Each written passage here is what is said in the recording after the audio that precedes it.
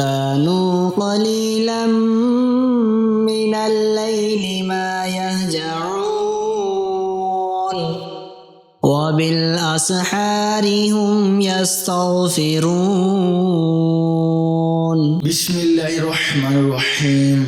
شروع کرتا ہوں اللہ کے نام سے جو بڑا مہربان نہایت رحم والا ہے۔ سورۃ القصص کے خواص۔ اگر کوئی شخص بیمار ہو تو سورۃ القصص 3 روز تک باوضو پڑھ کر پانی پر دم کر کے مریض کو پلائیں۔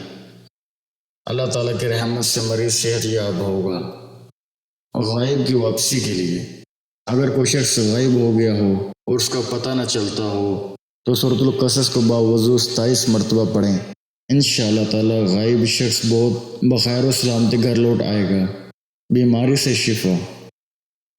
اگر کوئی بیمار ہو تو پیٹ میں درد رہتا ہو یا اسے استسقاء جذام کی بیماری کا ڈر ہو تو اس سورت کا نقش لکھ کر موم جمع کر کے اپنے گلے میں ڈال لے۔